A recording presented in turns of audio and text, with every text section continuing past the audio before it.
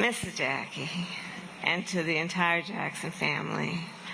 On behalf of Doug and my family, we pray with you as we did a couple weeks ago in your home, and we thank you. I thank you.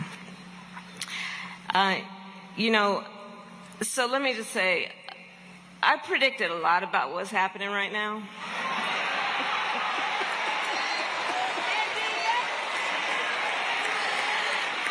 I'm not into saying I told you so, but we did see it coming.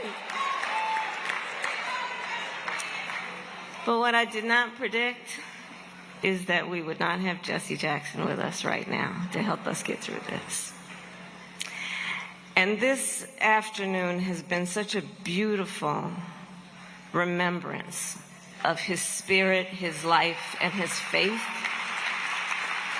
And in a way that Reverend Al talked about it and so many others have, I do think of this afternoon as what it is doing for me to renew my faith in what is possible, fueled by the hope that Jesse Jackson so often reminded us of. I'm reminded of a passage in the Gospel of Matthew, chapter 7, verse 7. Ask, and it will be given to you. Seek, and you will find. Knock, and the door will be opened to you.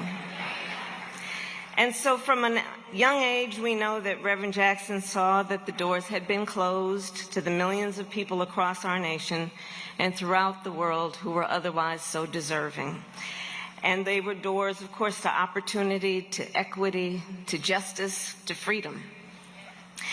And so he dedicated his life, as we all know, to breaking down those barriers.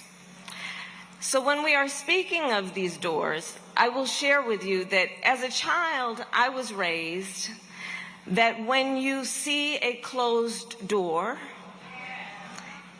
you must knock and wait to be invited in.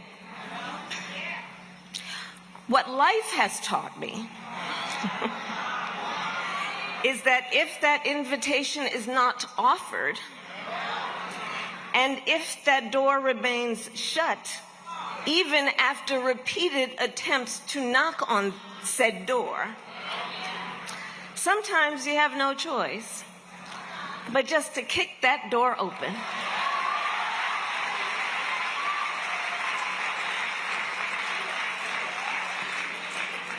Reverend Jackson was impatient. He did not waste time waiting. Even when the doors in front of him were barred and bolted, even if those on the other side hesitated or even ignored him, he always devised a way through. Jesse Jackson was a strategist. He was one of the most effective community and political organizers of our time. And he was the founder, I think most would agree, the founder of the modern progressive coalition. Think about the work that he did. In addition to the strength of his spirit and his determination, the leadership of Jesse Jackson was defined by his vision, dare I say his ambition, to tap into what otherwise had been untapped in terms of the potential of a coalition of seemingly different people who could be brought together around shared values and ideals and experience. That's what Jesse Jackson did. He modeled that for so many of us. Over the past half century, that coalition strategy, his methodology, has been the heartbeat for so many movements about progress in our country. Those movements born out of struggle, but resulting in progress. Think about, and it was mentioned, the women leaders that he elevated, like the self-described colored girls, who have been a driving force behind so many campaigns that have been about freedom and justice. Throughout his life, Reverend Jackson reminded us that the many fights for freedom are interconnected. He saw not only the interconnection, but the interdependence of the various struggles for justice and dignity on behalf of Black Americans, Native and Asian Americans, Latino, LGBTQ Americans, and Americans with disabilities. That was Jesse's rainbow, and he continued to grow it. He gave us the language, the rainbow, to understand, as has been said, the beauty that comes after the storm, when we see what is possible and what can be unburdened by what has been. As he once said, when a barrier falls for one of the locked out, it opens the doors for all. And that is what he told me, and what he taught me, and how he inspired me. I was a student at Howard University, you know, when Jesse Jackson was one of the leaders of the anti-apartheid movement, and me and my classmates would go out on the mall every weekend and protest, looking at Jesse Jackson as a model of what that movement should and could have been. I was a law student then in 1988 when Jesse Jackson decided to run again. I was the first Black woman elected district attorney of San Francisco. I was the first Black woman elected district attorney in the state of California in 2004, when I created one of the first in the nation initiatives as a prosecutor that was about getting jobs and counseling to those who had been in the criminal justice system.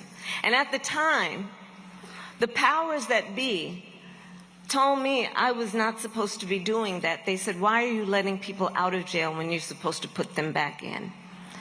Jesse Jackson spent a lot of time in the Bay Area. Many of you may know. I saw Butch Wing here. And Butch, together with Jesse Jackson, would visit with me during those earliest days of my elected career to give me the support and the confidence and the initiative to think about how, in a position such as being DA, I could continue the idea about what it means to build coalition around a group of people whose dignity must be seen and the resources that must be put into them. Jesse Jackson, from my first elected position to when I ran with Joe Biden for Vice President of the United States, and when I became the Democratic nominee for President of the United States, always told me and convinced me that everything that we were doing is possible. And so I just want to share what I brought today.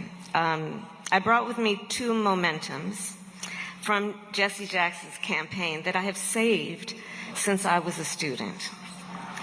So one is this button that reads Jesse Jackson 88. The other, some of you who were around at the time may remember, is this button. I will read it to you, and pastors, please forgive me. It reads as follows, all caps. Damn straight, exclamation point. It's time for a Black presidential candidate. That was a Jesse Jackson pin from those days. And just a beautiful example of his determination, his sense of humor, but his ability to see what can be unburdened by what has been. And I thank you, Jesse Jackson, for your service to our nation and the world. Well done, good and faithful servant. Well done. Thank you.